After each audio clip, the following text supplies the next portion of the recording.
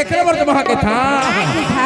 तो लाया माडार कर माना चाहो तो लाया कमलेश साउंड की लहरी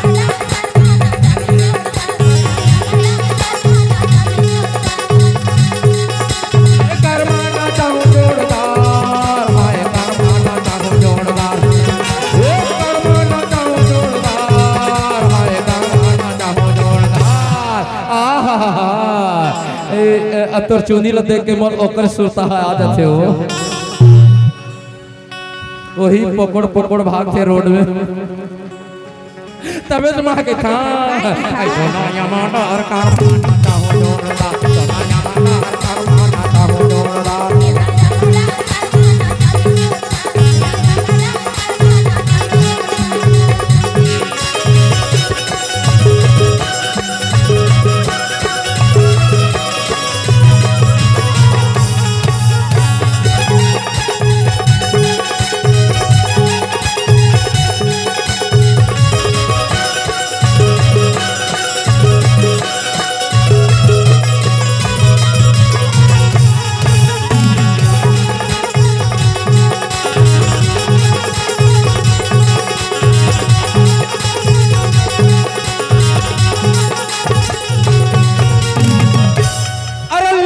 कमलेश साउंड की लहरी तो पचखुरा के लड़का में के थे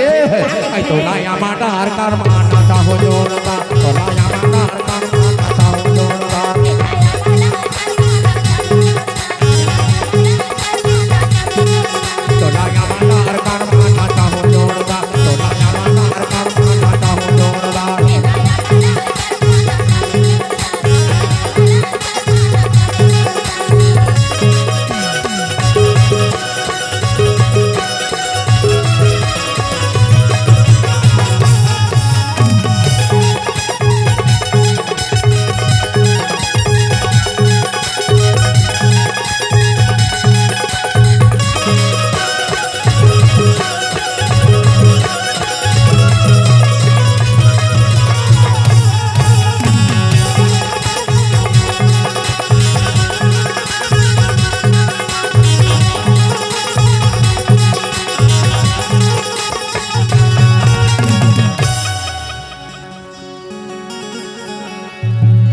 लड़की के गोट में सुन के लड़का हा जवाब देते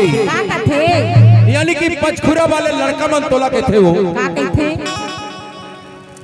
अरे एक बार तो पचखुरा में आके देख अच्छा एक बार तो पचखुरा गांव में आके देख तोर कर का स्वागत करबो हमन से ए पचखुरा वाले मन के थे से का के थे पचखुरा वाले मन जानता अरे तोर अलग अलग स्वागत करबो से रात का तोर भोजन अलग रही अच्छा दिन में तोर भोजन अलग रही अच्छा पचखुरा वाले लड़का मन के थे से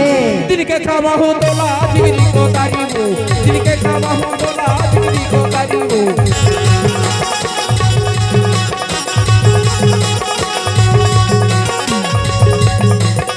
दिन के खावा हो तो लाजगिरी को तारी हो दिन के खावा हो तो लाजगिरी को तारी हो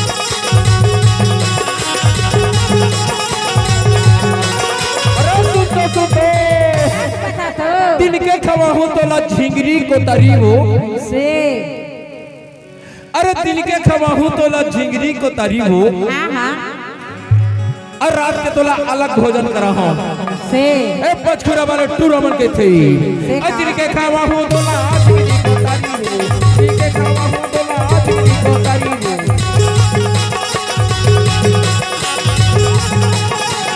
दिन के खवा हो तो ला झिंगरी को तरी हो दिन के खवा हो तो ला झिंगरी को तरी हो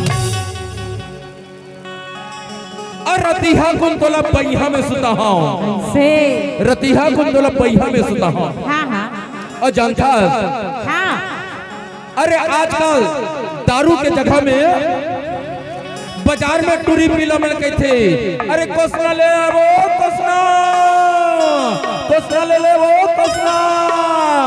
अरे तो दारू के जगह में एक बोतल कोसना तो स्वागत पर जरूर लाऊंगी थी से एक रबड़ भागे था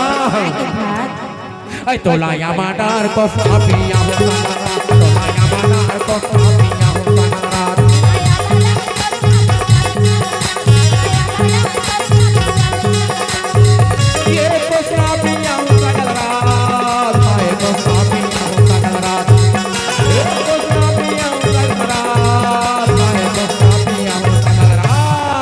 आहा ए महानी कहा वो पचखुरा के टूर्नामेंट के थे